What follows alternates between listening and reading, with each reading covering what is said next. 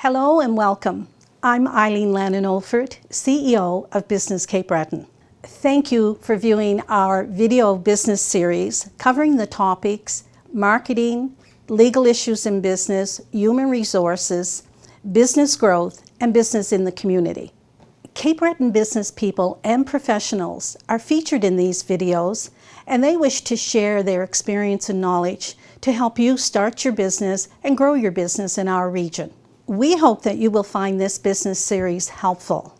And at Business Cape Breton, we'd be pleased to assist you in your business plan preparation, marketing plans, and training. Thank you for your time and interest in Business Basics, brought to you by Business Cape Breton. Hi there, my name's Dannie Brown, and I'm a business professor at Cape Breton University. And today we're going to talk to you about managing your human resources. So how do you value your employees? You know, one of the pieces of research that I've done shows that people want to feel in on things. And so it's important to let them in on things. Employees don't want to be just your employee. They want to be part of the firm. So ask them what they want as an employee. It doesn't mean that you can or have to give it to them, but they will at least appreciate the fact that you asked them. It gives you an opportunity to dream together. Again, there's that element of feeling in on things. But you know, before you can know your employees, you need to know yourself. And so it's good to stop and take a little bit of inventory about what you have that you bring to the job before you know what it is that you want them to bring. How do you encourage a can-do, positive attitude? Well, I think it starts with your being positive. To encourage a positive can-do attitude, you need to celebrate all accomplishments. They're simple things to do, and sometimes we miss the very obvious things. And you know, the small accomplishments lead to large victories. Believe it or not, your physical facilities can also express either a positive or negative attitude. Make sure that your facilities are clean, that they're neat, that they are welcoming. These are ways in which you can let people say that this is a good place to come and work. And you might ask, where are the dependable staff? It's often said that there would be fewer HR issues if management just knew how to hire the right person for the right job. To me, it's all about due diligence. Do your homework. Seek out as many avenues as you possibly can for potential employees. Ask current employees, friends, family. Network. I can't say that enough. Know for which job you are hiring them. When you really understand what the job is all about, it makes it easier to find the right person. In Jim Collins's book, Good to Great, he says that it's like getting people on a bus. He said it's not just enough to get the right people on the bus. He said it's also important to get them in the right seat. So until you know the job that you want to hire them for, you're not going to get the right person. Look for indicators of commitment on a resume. Read it line by line. Whether they're a recent high school grad or a seasoned employee, look for leadership experience. Look for opportunities of responsible behavior in previous positions. Look for above average. How are they really different from all of the rest of the resumes? It's not that easy to find. One of the questions that we're asked quite regularly is, how do we keep the employees once we get them? It's a very good question because in this changing workforce, the dynamics are such that everybody is looking for employees.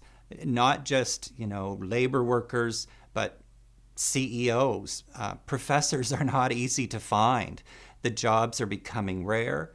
People have different expectations about what they want to do on a job. But research shows that the closer your goals are to those of your employees, then the more likely they're going to stay with you.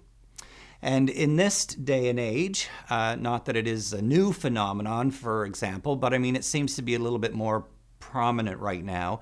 We have so many people who are going out west to work. We all know somebody who works out west. So if you can find somebody who is willing to stay here and to work, that puts that much more pressure on you to make sure that your goals and their goals are the same. Now, in relationship to that, for example, my goals are very different for my employer right now. I'm closer to the age of retirement, and so I'm more concerned about, am I making enough money that's going to get me through my retirement years and things like this. But if you're 20, 30, 40 years old, that's not what is your concern. Your concern is about building up your salary. It's having enough money to raise your family, etc. So what works for me isn't going to work for everyone else. So employers have to realize that they have to have a bit of a mixed bag of opportunities for their employees if they are going to stay. So how do you know what your employees want? It's simple. Ask them. Oftentimes we assume that we know what somebody wants or needs, and that's the wrong thing. Now, it doesn't necessarily mean that you're going to have everything that they want, but just ask them. They'll appreciate it that you did. If your goals are different from their goals as far as, where the business is going, how do you bring them closer together? Find out what their goals are for their life. And right now, their goals will be different than what they'll be when they're 20 years older than what they are today. Organizations have to realize today that it's going to be a lot more difficult. They're going to have to adapt a whole lot more to determine how those employees are going to hang around. The difference between what men want and what women want is critical. Again, we cannot assume that just because somebody, needs time off in the morning to go help Johnny at school, it doesn't mean that everybody wants that. Somebody else might be needing assistance with elder care. You just have to be willing to deal with each of those individual situations. Realize that when you are hiring an employee, you're doing everything that you can to attract them, to get them into your place of employment. Never stop courting them. Retaining an employee is just like any relationship. Never stop courting. These are some ways in which you can help to hang on to the employees that you've got and make it easier for you to attract new employees who will be willing to stay with you. Another thing in this day and age that people often talk about is, how do you get people to act in a certain way on the job? How do you get them to understand that there are certain mannerisms or that there's certain etiquette that is appropriate on the job? Well, I'm here to tell you that people don't come to your place of work with etiquette and manners anymore. Those terms are very fluffy terms today. You need to make your expectations of your employees explicit. Never assume that they know how you want them to act. Whether you do it through an orientation session, through a policy and procedures manual that you've developed over time, or through regularly scheduled meetings that you need to have with your employees. They won't act the way that you want them to act if you don't tell them how you want them to act. I want to speak just for a minute too about the importance of training your employees. Of course, you want to hire an employee who already comes with some skills, some experience, and some training.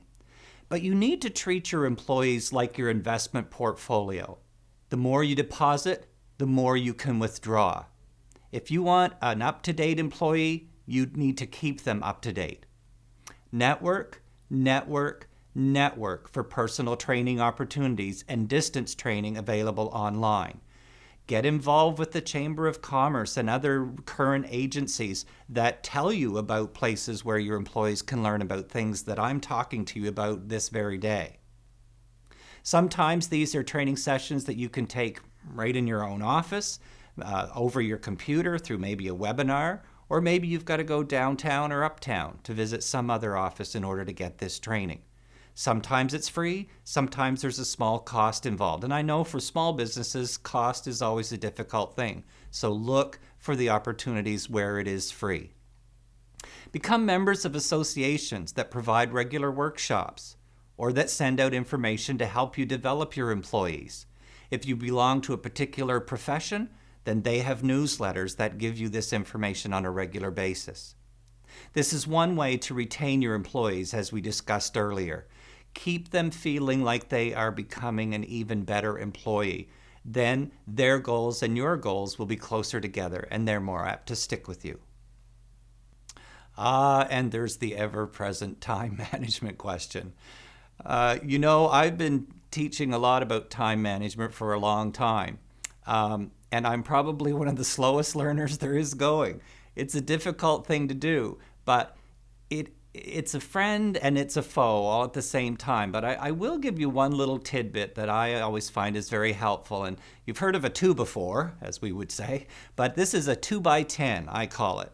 And take 10 minutes at the very beginning of your day before you do anything else and try to map out the big picture of the day. Not the specifics, but is there one thing that you must get done today? Is there one meeting you have to attend today? Identify that clearly. And then at the end of the day, take your second 10-minute time frame and review the day, celebrate the victories of the day, and then take a quick look at what your day is like tomorrow. Recently, at one day at the office, I went away at the end of the day having accomplished one thing. Now, it was a big task, and it took me the better part of the day to do it, but that was all I planned to do that day, and I got it accomplished. A time budget is just like a financial budget. It's not written in stone, but without it, you have little sense of direction. So as many times as you mess up your time management, keep managing your time. In closing, I'd like to say that the business environment is a very different one today. And if you continue to do today what you did yesterday, you might not be around tomorrow. You can do it, and the journey continues.